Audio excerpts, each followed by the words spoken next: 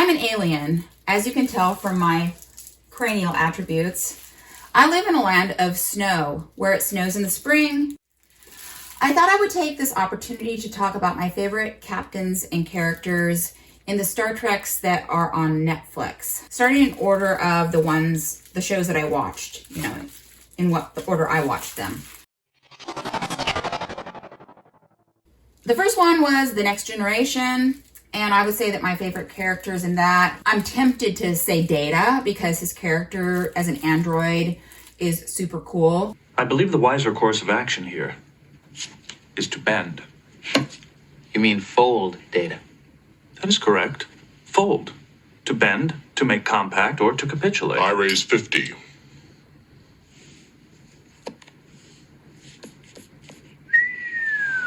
So I'm going to pick Worf, who is a Klingon, and also because of his character in Deep Space Nine, where he plays the same character, in the different shows.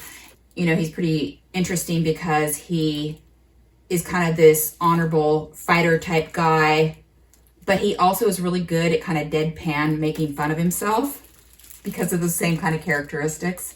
The Klingon cruiser Prang will soon arrive and escort you home. And Captain.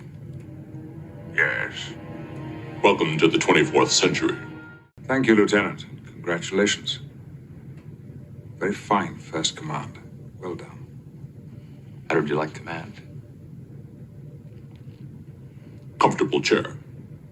What I liked about Next Generation was that even though some of the characters are still a little bit stereotypical, like Deanna Troi was a counselor and she could feel everybody's things and stuff like that. But I felt like even in those situations, there was, for the most part, surprisingly good acting. I would say that Voyager was my favorite. That was the next show that I watched. Just because it was an interesting setting. They were stuck in a different, what do they call that? Not different dimension. Some really good, non-stereotypical type roles. Not that you didn't see that in The Next Generation. It's just, I think, more so, especially because you have a woman who is captain. But my favorite characters out of that show were the doctor, who's a hologram. He was supposed to be just for emergencies, and then he has to run and do everything all the time because he's the doctor. Oh no, my cranials. He's the doctor on the ship. These last few days have been a revelation. Feeling your lungs fill with air. The surge of adrenaline through your veins. Until I spent a day in your skin, I never knew what I was missing. You may have been better off not knowing. We're quite a pair. Me trapped by the limitations of photons and force fields. You by a drone's obsession with efficiency. You'd make an excellent hologram. And 7 of 9, first when I saw her, I'm like, oh my God, did they have to put her in a skin-tight unitard? But then it's like, whatever. The Borg are in skin-tight uniforms, so whatever. She wasn't socialized as a human, so she's interacting with all these humans, but she's a Borg, and then she also has all these cool, nanoprobes and things that she can do. I'm Captain Janeway. This is Lieutenant Tuvok. We are aware of your designations. What's your designation? 7 of 9, tertiary adjunct of Unimatrix 01. But you may call me 7 of 9.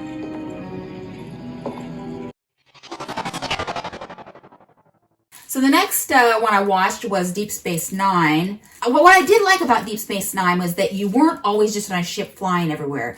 You could fly away, but you had this space station where people essentially live their lives. But what I didn't like is that it kind of got into this thing where there was it was a war, but it was still a really good show. My favorite characters were the Ferengi Quark, because I really liked that he was kind of torn between being greedy, which was true to their culture, but at the same time, he always came out to help his friends in the end. And I really liked all the Ferengi characters, actually. You were the one who said it was safe. Leave him alone. If it wasn't for my father, we'd all be dead. Maybe we are dead. What are you talking about? Maybe this is the divine treasury. Oh, don't be ridiculous. The divine treasury is made of pure latinum. Besides, where's the blessed exchequer? Where are the celestial auctioneers? And why are we bidding for our new lives? The other character that I really liked was the Vedic Winn, where she plays this person that wants so badly to be in the good graces of God, but she cannot help being this power-hungry person. Bajor cannot depend on the Federation. We'll withdraw our application for membership. That would be an unfortunate overreaction on your part. If I may say so, your entire response to this crisis has been an overreaction. By using the militia against your own people, you're risking civil war over a couple of soil reclamators. I'm afraid you can't see what's really going on here.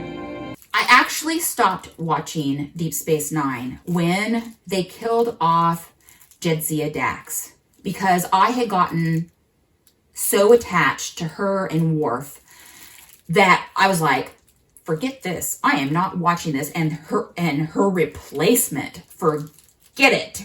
And so I stopped watching, but then in desperation at one point I went back and I watched the whole thing.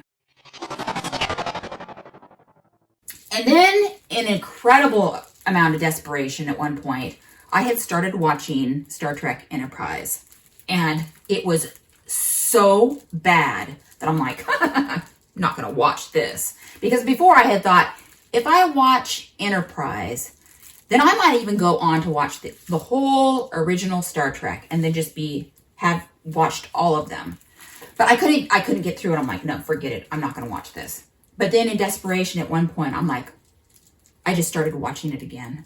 Captain Archer, he came out like, I think that he was trying to kind of be the naive American in early space exploration, sort of thing. But he came across as like an adolescent captain. It was so embarrassing. There are a number of protocols you may want to consider. Protocols? Vulcan ships would begin by sending automated probes down to collect more detailed scans. We didn't come out here to tiptoe around to get the pod ready.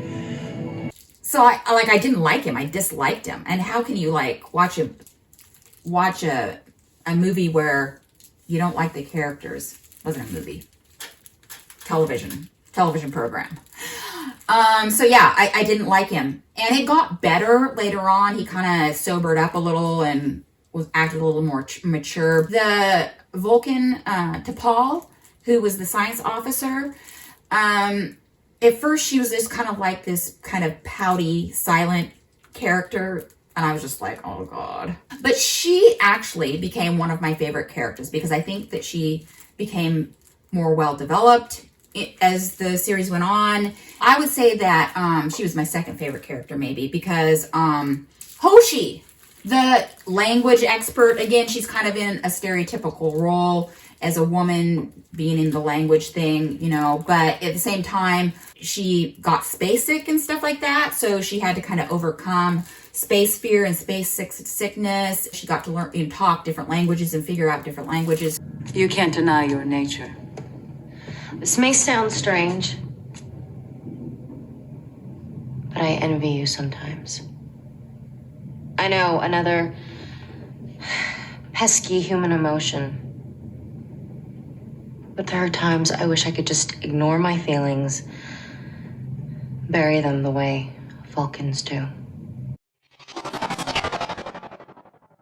So then, since I got all the way through Enterprise, I decided to watch all of the original Star Trek with Captain Kirk and Spock and all of that, right?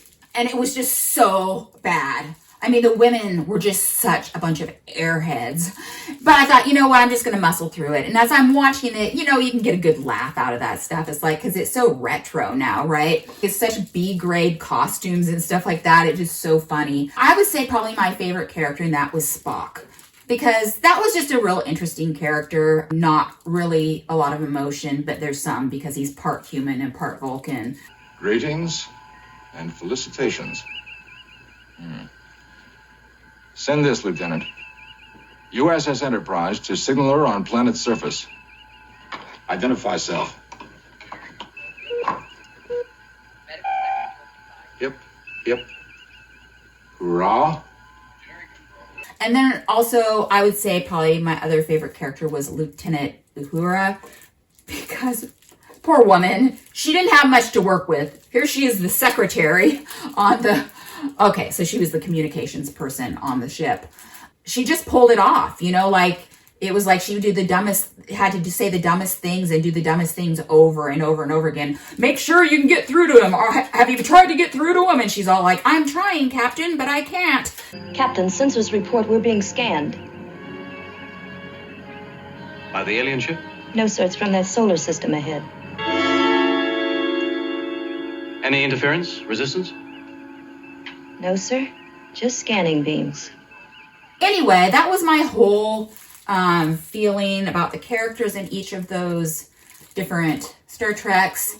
I really equally liked the captains, Picard, Janeway, and Sisko. Again, with Enterprise, the captain was just so kind of juvenile and adolescent. And with Captain Kirk, he was just like, he gets demerits for like fraternizing with all the aliens. And my goodness, he had so many ex-girlfriends that ended up on the ship.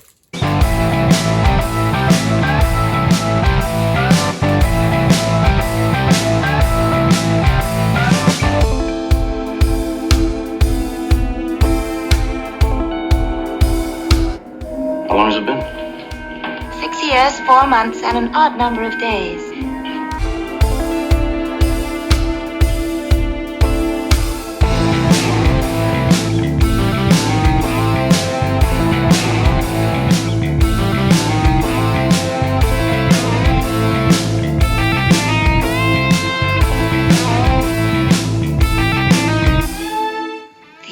We were together at Starfleet is the only time in my life I was alive. Oh my goodness.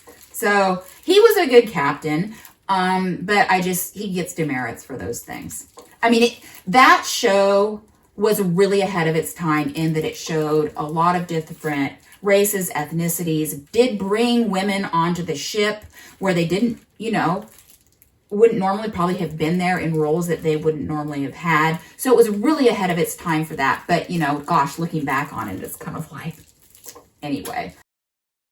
Live long and prosper.